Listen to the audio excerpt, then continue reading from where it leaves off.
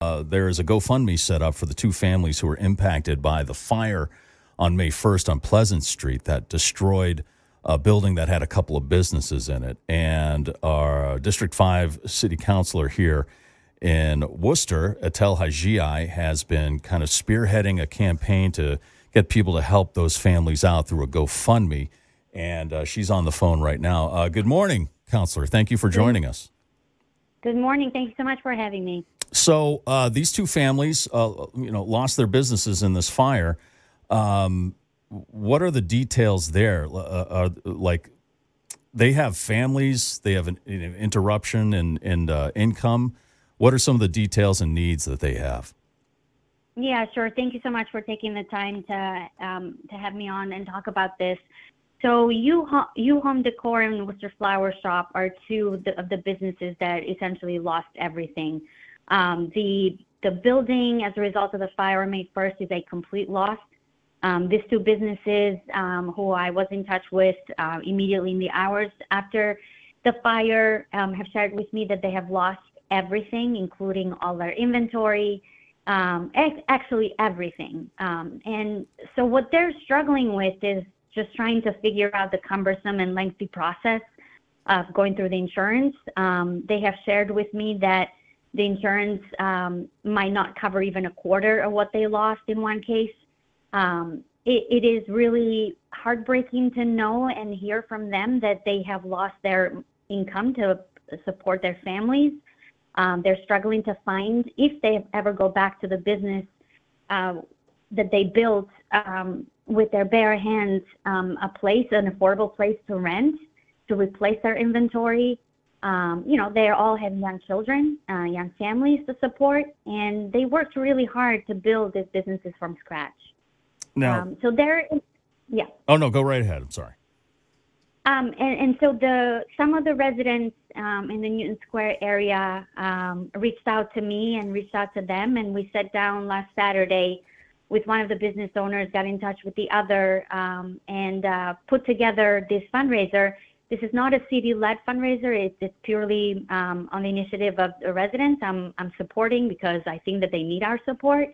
And the hope is that at least if we reach the $25,000, will be split equally between the two business owners to take care of immediate needs like,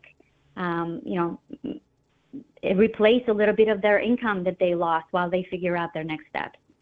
So I think you already answered this question, but when I mentioned this earlier, I got a text and it said those businesses on Pleasant Street should not have a GoFundMe from the city of Worcester because they're going to make out like bandits with insurance. But you kind of already answered that. You said that the insurance money is whatever they're going to get back from insurance is very little. Is that right?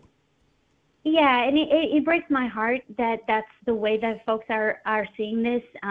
It really makes me very sad that that's the premise they're starting from. This is not a city-led effort, although I have, as a city councilor, proposed for victims of fires and other emergencies that the city set up a fund for a one-time payment.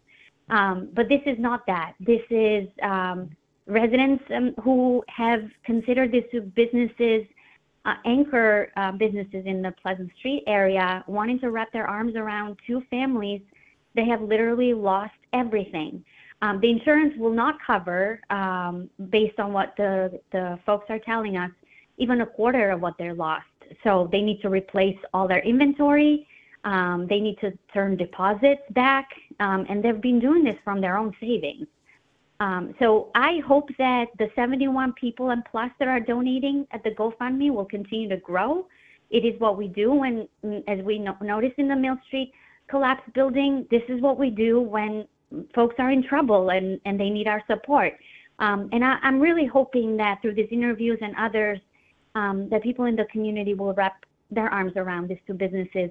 And hopefully they'll find a way to stay in Worcester and continue to grow their whatever steps they decide to do next. Yeah, and just kind of a side note from what you mentioned. So the city doesn't have any kind of fund like that fire that recently happened over on Prescott Street. There's a few families who are displaced over there, and there's nothing the city has in place for like emergency immediate assistance. Yeah, you're right, Mike. I think the immediate response, it comes from Red Cross. The Red Cross sometimes, as we know, in the Mill Street collapse building, sometimes families are not eligible for, I believe it's a small amount of money that they give in the hours after the aftermath. And there's been 2 fires in the last 24 hours. And I just want to take a moment to thank the Worcester Fire Department for their heroic efforts and for just being such an amazing support for our residents. But you're right, which is why I have proposed that the city establish a disaster emergency fund for survivors, a one-time payment to residents who are displaced, because in the hours after a tragedy like a fire or any sort of disaster, these families are left to fend on their own. And I know people are going to say, well, about renter insurance, A, not everybody has renter's insurance, and B, not everybody has landlord insurance, and C, even if they did, those processes take a really long time.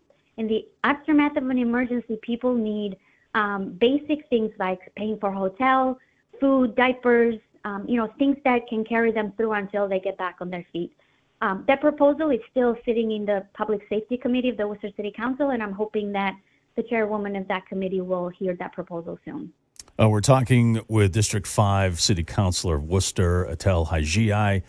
Thank you for your efforts. And, I really hope people help out, and I hope that proposal passes. I mean, I always say what Americans do best is when there are people in trouble, they drop everything to help them out.